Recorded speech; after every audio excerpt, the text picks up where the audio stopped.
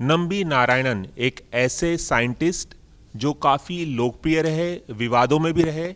उन्होंने अपने आविष्कारों से इसरो को एक नई उड़ान दी, लेकिन उन पर गद्दारी के आरोप भी लगे और उन्हें जेल भी जाना पड़ा। ऐसे ही एक विषय पर फिल्म बनाई है अभिनेता आर माधवन ने, जो इस फिल्म में ना सिर्फ अभिनय कर रहे हैं बल्कि इसे डायरेक्ट भी किया है, प्रोड्यूस भी किया है और इसे लिखा भी है। एक बहुत ही अलग तरह की कहानी है, एक ऐसे शख्स की कहानी जिस पर विश्वास करना बहुत मुश्किल है। इतनी अविश्वसनीय कहानी पर फिल्म बनाने के बारे में कैसे सोचा, सबसे पहला सवाल मेरा यही है। तो मैं दो चीज़ कह दूं कि ये मैं ऐसे ही सब्जेक्ट पर नहीं बना रहा हूँ, मैं इसी सब्जेक्ट पर बना रहा हूँ। मैं नम्बी नारायण साहब के बारे में ही फिल्म बना रहा हूँ और ये लोकप्रिय कभी नहीं रहे। ये फिल्म इसलिए बन रही है कि हम उनको लोकप्रिय बनाना चाहते हैं। नम्बी नारायण साहब के बारे में जब भी बात की जाती है, जिक्र की जाती है, एक तो लोगों को उनके बारे में नहीं पता, और अगर पता भी है तो उनको पता है कि वो ये केस के बारे में, क्योंकि उनको पता है स्पाई केस। और अफसोस की बात यह है कि लोग सिर्फ उन्हें स्पाई केस के बारे में ही जानते हैं, पर नम्बी नारायण साहब की जो कंट्रीब्यूशन रही है इस देश के लिए और इसरो के लिए, और जो उन्होंने जिसकी आविष्कार उन्होंने की है, उसकी महत्व जो है आने वाले दिनों में हमारे लिए कितना इम्पोर्टेंट और महत्वपूर्ण है, ये सब जानने के लिए आपको रॉकेटरी देखना पड़ेगा। और हम तो मतलब इस फिल्म को बनाते बनाते पागल ही हो गए थे, पर हमारे सर पे ये जुनून सवार था कि ये कहानी पूरे भारतवर्ष में, पूरी दुनिया में लोगों को पता होना चाहिए, क्योंकि एक और नम्बी नारायण कोई भी देश में नहीं पैदा होना चाहिए जिसके साथ ये हो। जब आप ये फिल्म बनाने के बारे में सोच रहे थे और जब आप इस फिल्म के बारे में रिसर्च कर रहे थे और लिख रहे थे, आपको खुद को नम्बी नारायण के बारे में ज़्यादा कुछ नहीं पता था और बहुत सारी चीज़ें रिवील हुई, बहुत सारी चीज़ों का खुलासा आपके सामने हुआ जिसने आपको शॉक कर दिया। उसके बारे में बताएं।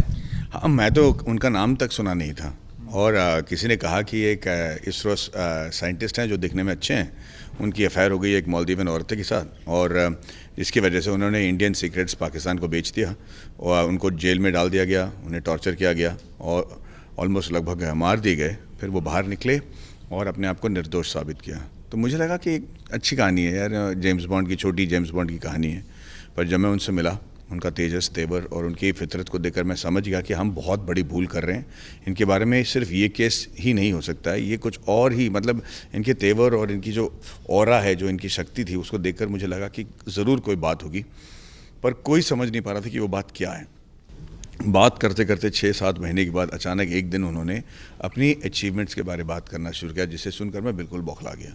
उस वक्त मुझे लगा कि ये पूरे देश के साथ नाइंसाफ़ी है कि अगर हम इनको हम सेलिब्रेट नहीं करेंगे तो, क्योंकि हमारी देश की जो इंटेलेक्चुअल कैपिटल है वो हर रोज़ जो है, उनको लोगों को लगता है कि बाहर जाकर अच्छे इंजीनियर, अच्छे साइंटिस्ट, अच्छे डॉक्टर्स, अच्छे सर्जन्स, अच्छे आईटी प्रोफेशनल्स बन जाएंगे।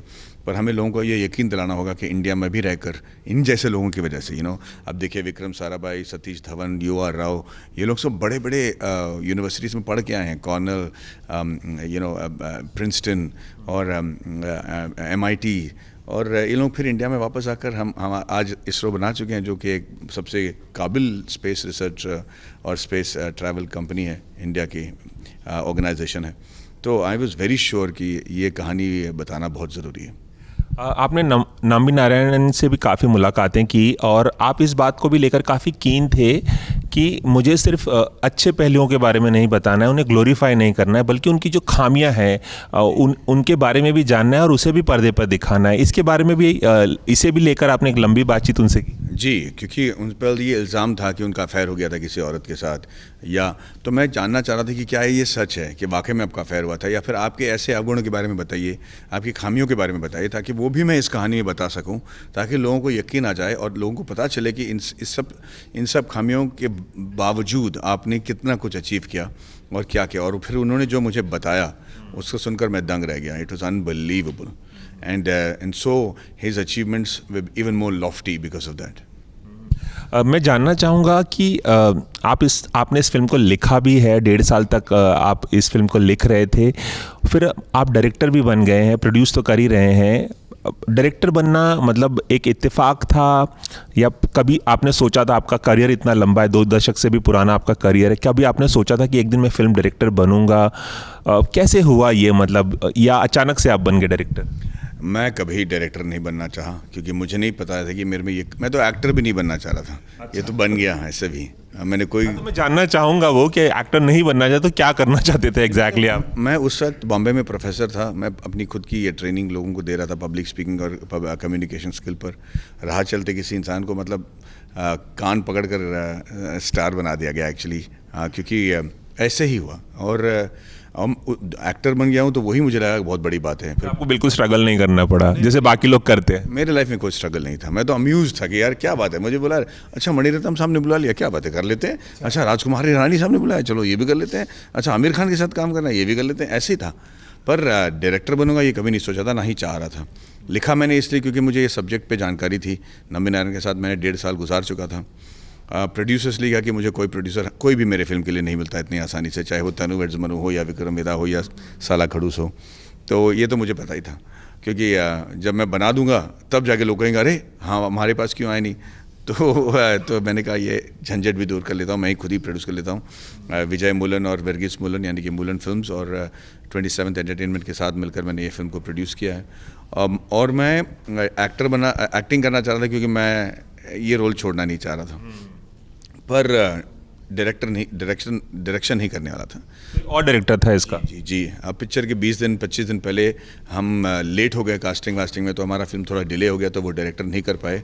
तो मजबूरन मुझे इस फिल्म का डायरेक्टर बनना पड़ा। और अगर आप पूछेंगे कि कितना एंजॉय क्या ये जो प्रोसेस है डायरेक्शन का, कितना एंजॉय किया और क्या आगे भी हम देखेंगे आपको डायरेक्शन करते हुए? 6 साल में मतलब बहुत ही कमाल के 6 साल गुजरे हैं। और मुझे नहीं पता कि मैंने ये डायरेक्ट कैसे किया है। मैं कह रहा हूँ हमारे सर पे खून सवार था, हम जुनून में थे और ये कहानी बताना था। बस इसी मतलब मकसद के साथ हम उतरे और बन गया पिक्चर अभी, ठीक है। पर मैं नहीं लगता कि कभी मैं और डायरेक्ट करूँगा। I want to just act. मैं अच्छा एक्टर हूँ, मेरे पास कुछ साल हैं। जब इतना डिफिकल्ट होता है डायरेक्शन कि आपने गिव अप कर दिया एक फिल्म को डायरेक्ट करने के बाद कि अब मैं डायरेक्शन नहीं करना चाहता? किसने कहा कि आपको मैंने एक फिल्म डायरेक्ट किया है? ये तो 3 फिल्म है और 7 लैंग्वेज में डब हो रहा है। अगर आप हमारे यहाँ भी शूट किया गया है, ऐसा थोड़ी कि हमने डब किया। अब हम नहीं, बिल्कुल नहीं, बिल्कुल नहीं, बिल्कुल नहीं। तीनों फिल्म अलग हैं, उसमें एक्टर भी अलग हैं। तमिल और हिंदी में तमिल में सूर्या हैं, इंग्लिश और हिंदी में शाहरुख साहब हैं। और फितरत ही अलग है फिल्म की, ठीक है। पर अगर आप सुनोगे कि क्या सर्कस हो रहा है मैं यहाँ के, भैया कौन सा KDM कौन सा। अच्छा ये फिल्म को आना और एक बात खास बात है कि हिंदी में भी हम 2 वर्जन में रिलीज़ कर रहे हैं, एक हिंदी वर्जन और एक इंग्लिश वर्जन। इंग्लिश में जहाँ लोग हिंदी बोल रहे हैं वो हिंदी में है, और जो इंग्लिश बोल रहे हैं वो हिंदी इंग्लिश में है। और फिर एक हिंदी वर्जन जो पूरी हॉलीवुड फिल्म की तरह डब की गई है। तो इतने सारे KDM घूम रहे हैं ना, वर्जन घूम रहे हैं कि क्या बताऊँ। ये सब एक आदमी पहले फिल्म में अपने डायरेक्शन में देखना नहीं चाहेगा। लोग तो एक फिल्म को एक लैंग्वेज में छोटी सी फिल्म बनाते बनाते नानी याद आ जाती है। ये तो हम मतलब पागलपनी कहेंगे। चलिए आपकी बातों से तो लग रहा है कि आप आगे डायरेक्शन नहीं करना चाहते हैं, लेकिन आपने इतने बड़े बड़े डायरेक्टर्स के साथ काम किया है, मणिरत्नम के साथ कई फिल्मों में काम किया है, राजकुमार हिरानी के साथ आपने काम किया है। कौन से ऐसे डायरेक्टर हैं जिनके साथ आप काम करना चाहेंगे, आपको काम करने का मौका नहीं मिला? अगर मैं हिंदी फिल्मों की बात करूं, मुझे लगता है कि कभी ना कभी मैं अपने आप को संजय लीला बंसाली के एक किरदार में देखना जरूर चाहूँगा। अच्छा, संजय लीला तो ऑब्वियसली कभी आपने अप्रोच किया उन्हें या उन्होंने कभी अप्रोच किया या बात नहीं बनी? कभी ऐसा हुआ कि हम लोग दोनों इतने प्रोफेशनल हैं कि हम एक दूसरे की मोहब्बत और प्यार और इज़्ज़त के लिए पिक्चर नहीं करेंगे। एक रिक्वायरमेंट होनी चाहिए, उनको लगना चाहिए कि मैं इस रोल के लिए काबिल हूँ, और मुझे लगना चाहिए कि ये रोल के लिए मैं जस्टिफिकेशन दे सकता हूँ। वैसे अच्छी फिल्में बनती हैं। तो अभी तक तो हमारा काम करने का मौका नहीं हुआ, ना ही उन्होंने मुझे कोई स्क्रिप्ट दिया है और ना ही मैंने उनको अप्रोच किया है। पर एक ऐसा किरदार मैं ज़रूर करना चाहूँगा। मैडी, आपकी जो फिल्म आई थी रहना तेरे दिल में, रहना है तेरे दिल में, उसके बाद ये लगातार कहा जाता था कि नेक्स्ट शाहरुख खान होंगे, माधवन मैडी होंगे नेक्स्ट शाहरुख खान। इतना आपको प्यार मिला, इतनी इज्जत मिली हिंदी सिनेमा में, फिर आपने बहुत कम कर दिया फिल्मों में काम करना, बहुत कम फिल्मों में हिंदी फिल्मों में नजर आए। ये क्या एक कॉन्शियस डिसीजन था कि साउथ में ज़्यादा काम करना है हिंदी में, या आप बहुत ज़्यादा चूजी थे? मेरी काबिलियत बहुत कम है। मैं शाहरुख साहब की तरह नाच नहीं सकता और चाम नहीं कर सकता, और ना ही मैं सलमान खान की तरह फाइट कर सकता हूँ। मुझे इतना पता चल गया कि मुझे अपना रास्ता ढूंढना पड़ेगा और अपने लिए इस इंडस्ट्री में जगह बनाना पड़ेगा। तो मैं आपको तहे दिल से कहता हूँ कि जिस जगह पर, जिस मुकाम पर आज मैं पहुँच कर बैठा हूँ, मुझे लगता है कि बहुत कमाल की जगह है। मेरी जगह कोई नहीं ले सकता और मैं किसी और जगह नहीं लेना चाहता। अच्छा, एक सवाल मैं ज़रूर पूछना चाहूँगा कि शाहरुख खान इस फिल्म में है, हिंदी वर्जन में और इंग्लिश वर्जन में, और तमिल वर्जन में सूर्या ने वो भूमिका निभाई है, कैमियो रोल किया है। कैसे आपने शाहरुख को तैयार किया, या शाहरुख ने खुद अप्रोच किया आपको कि इस फिल्म का हिस्सा बनना चाहते हैं?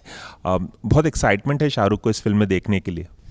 होना भी चाहिए, वो बहुत बड़े सुपरस्टार हैं, पर मैंने उनको अप्रोच नहीं किया। मैंने उनको इस कहानी के बारे में बताया था ज़ीरो के शूट के दौरान, और उन्होंने अपने जन्मदिन पर मुझसे कहा कि मैडी ये रोल, इस फिल्म में मैं एक रोल करना चाहता हूँ। मुझे लगा कि वो मजाक कर रहे हैं। मैंने कहा ठीक है। वो कह रहे नहीं, मजाक नहीं कर रहा, मैं सीरियस हूँ। मैंने कहा ठीक है सर। कह रहे थे कि मेरे बैकग्राउंड में पासिंग करा देना। मैंने कहा हाँ ठीक है, मेरे फिल्म में ना शाहरुख खान बैकग्राउंड में पासिंग करेंगे। तो मजाक समझकर मैंने छोड़ दिया। 2 दिन बाद मैंने उनको मैसेज किया कि उनके असिस्टेंट को, कि उन्होंने, मुझे बहुत अच्छा लगा कि उनको मेरा स्क्रिप्ट अभी याद है, थैंक यू बोलिएगा। फ़ौरन फ़ोन आ गया कि वो पूछ रहे कि डेट कब चाहिए। मैंने कहा किस बात की डेट्स? कह रहे नहीं, वो तुम्हारे फिल्म में हिस्सा बनना चाहते। मैंने कहा यार मेरे फिल्म में मैं शाहरुख खान को बैकग्राउंड में नहीं पासिंग कराऊंगा, क्या बात कर रहे हो यार। फिर मैंने कहा एक रोल है, पर उन्होंने पूछा ही नहीं कि क्या रोल है। कहता है कितनी डेट चाहिए, कब चाहिए मुझे बताओ। बस आए, हिंदी में ही नहीं बल्कि तमिल में भी ये फिल्म, इंग्लिश में भी ये फिल्म उन्होंने ख़त्म करके मुझे दिया, और ना पैसे लिए कैरावान का, ना कॉस्ट्यूम का, और मुझे डायरेक्ट करने की ज़रूरत नहीं पड़ी क्योंकि वो अपने आप को प्ले कर रहे इस फिल्म में, वो शाहरुख खान नहीं है। तो शाहरुख उन्हीं, ठीक उसी की तरह सूर्या भी, दोनों ने मतलब जो मेरे साथ जो जिन्होंने ग्रेस दिखाया, जो प्यार मुझे दिखाया, उसके लिए मैं ज़िंदगी भर आभारी रहूँगा। मैं आपसे ये भी जानना चाहूँगा कि शाहरुख इतने बड़े स्टार हैं, सुपरस्टार हैं, ग्लोबल स्टार हैं, आप भी उन्हें काफ़ी मानते हैं। कौन सी फिल्में उनकी फेवरेट रही हैं आपकी? उन्होंने मणिरत्नम के साथ भी काम किया है, दिल से में, आपने भी कई फिल्मों में काम किया है। कौन सी फिल्में आपको पसंद है शाहरुख खान की? खान साहब की फिल्मों में से मतलब चूज़ करना डिफ़िकल्ट है, लेकिन मेरे लिए चक दे इंडिया बहुत ही अच्छी फिल्म लगी मुझे, उनकी सबसे अच्छी परफॉर्मेंस लगी। पर मुझे लगता है कि रॉकेटरी में उन्होंने जो परफॉर्मेंस किया है, I am very very very very proud of it. और शाहरुख खान की सबसे बड़ी खासियत या खूबी आपको जो बहुत पसंद? He is the most generous man I have known. Generous man. आपसे एक सवाल और करना चाहूँगा। हाल ही में आपके बेटे वेदांत ने स्विमिंग में गोल्ड मेडल जीता है, जिसकी बहुत चर्चा हो रही है, और आपने भी इंस्टाग्राम पोस्ट करके बहुत एक इमोशनल पोस्ट डाला था। हम लगातार उसके बारे में पढ़ते आए हैं, आपके बेटे के बारे में, कि कहाँ कहाँ पर वो स्विमिंग कंपटीशन में हिस्सा ले रहे हैं, कहाँ कहाँ मेडल जीत रहे हैं। क्या कुछ बताना चाहेंगे आप? कितना प्राउड फील करते हैं एज अ फादर आप? अरे प्राउड से ज़्यादा मैं इरिटेट हो गया हूँ अभी। इतना पैसा खर्च करके मैंने रॉकेटरी की फिल्म बनाई है, हर लोग हर जो इंटरव्यू कर रहा है वो रॉकेटरी में नंबी नारायण के बारे में कम और वेदांत के बारे में पूछ रहा है। तो फिल्म के बारे में बहुत सारे सवाल पूछे। मजाक कर रहा हूँ, मैं कह रहा हूँ हर एक पिताजी के लिए गर्व की बात होती है। पर सच तो यह है कि वेदांत एक आध कंपटीशन जीत चुका है, पर उसको जो श्रेय मिली है, जो उसको प्रशंसा लोग कर रहे हैं और जो उसको पॉपुलैरिटी मिली है, वो उसके अचीवमेंट से कहीं ज़्यादा है, और ये बात वो भी अच्छी तरह समझता है। मैं कई बार कह चुका हूँ कि अब दिल्ली दूर है, उसको अभी कॉमनवेल्थ जीतना है, उसको ओलंपिक्स तक पहुँचना है, और उसी की उम्र की कई स्विमर्स हैं जो उससे ज़्यादा और अच्छा स्विमर्स हैं, तो he has to fight it a lot. तो we are both trying to keep the fame and recognition away from our lives. यार पहले काम तो कर ले, फिर देखा जाएगा। आप एक एक्टर हैं, वो एक स्विमर हैं, आप किस तरह से उन्हें हेल्प करते हैं? आपसे वो किस तरह से सीख लेते हैं स्विमिंग की, या किस तरह की प्रेरणा आपसे पाते हैं? वो किस तरह का रिश्ता आप दोनों शेयर करते हैं? सच तो यह है कि सीखने के लिए मुझे उससे बहुत ज़्यादा है। मैं उसको कुछ नहीं सिखा पाऊंगा। जिस तरीका कमिटमेंट दिखाता है, जिस तरीके का डेडिकेशन है, जिस तरीके की वो अपने बदन का ख्याल रखता है और ट्रेनिंग करता है, I have to learn from him, that is the truth. पर जहाँ तक पॉपुलैरिटी, फेम और फिलॉसफी का सवाल है, मैं हमेशा उसके साथ रहता हूँ। इस उम्र में बहक जाना बहुत ईजी है, मैं चाहता हूँ कि वो ना बहके, तो इन सब मामलों में मैं उसकी मदद करता हूँ। एंड उम्मीद कर रहा हूँ कि देखिए, पता है कि हर कोई गलती करेगा यार, हर एक बेटा, हर एक बाप के बीच में प्रॉब्लम होंगे, या बट हमारे बीच में जो प्यार और इज़्ज़त है वो बरकरार है, बस यही हमारी प्रार्थना है। नहीं, लास्ट सवाल, आपकी फिल्में वो फॉलो करते होंगे, देखते होंगे, और उन्हें क्या एक्टिंग में भी इंटरेस्ट है? कभी उन्होंने शेयर किया? नहीं, एक्चुअली उनको फिल्मों में कोई दिलचस्पी नहीं दिखाई दे रही है। इनफैक्ट रॉकेटरी जब मैंने उनको दिखाया तो मुझे लगा कि वो कुछ बोलेगा, पर वो बाहर आया, काफ़ी देर तक चुप था, बोला मैं अपने दोस्तों को दिखाना चाहता हूँ ये पिक्चर। तो मैंने कहा तू पागल हो गया है? तुम्हारे पिताजी ने, तुम्हारा बाप हो यार, मैंने डायरेक्ट किया, मैं रुका हूँ ये जानने के लिए कि तुझे पिक्चर कैसे लगी, और तू कह रहा दोस्तों को दिखाना चाहता है। कहता आपको समझ आना चाहिए, अगर मैं अपने दोस्तों को दिखाना चाह रहा हूँ मतलब मुझे बड़ा गर्व है इस प्रोजेक्ट को लेकर। मैंने कहा नहीं, मैं सुनना चाहता हूँ। तो वो आया, मुझे हक किया और बोला कि ये फिल्म आपके अलावा कोई और नहीं कर सकता था। तो I am very very proud. इसी के साथ मैं ये भी जानना चाहूँगा कि नम्बी नारायण का रिस्पांस क्या था जब उन्होंने ये फिल्म देखी? उन्होंने कहा कि माधवन, मैंने ज़िंदगी में ऐसी बहुत सारी चीज़ें देखी हैं जो कई लोग नहीं देख पाएंगे, और ऐसी चीज़ें भी देखी हैं जो कुछ लोगों को देखना भी नहीं चाहिए, और मुझे लगा कि मैंने सब कुछ देख लिया है। पर ये फिल्म देखने के बाद मुझे एहसास है कि बहुत लोगों को जलन होगी, बहुत लोगों को ईर्ष्या होगी, और मैं ये जानना चाह रहा था कि क्या हमने कोई झूठ बोला या गलत बात कही है, और उसका जवाब यह है कि बिल्कुल नहीं। जो हुआ है, जो हकीकत है, जो वर्डिक्ट है, उसी के बारे में हमने बात की है। तो मैं जानना चाहता हूँ कि पब्लिक इस फिल्म को देखकर क्या कहेगी। उस तक ज़िंदा रहने के लिए और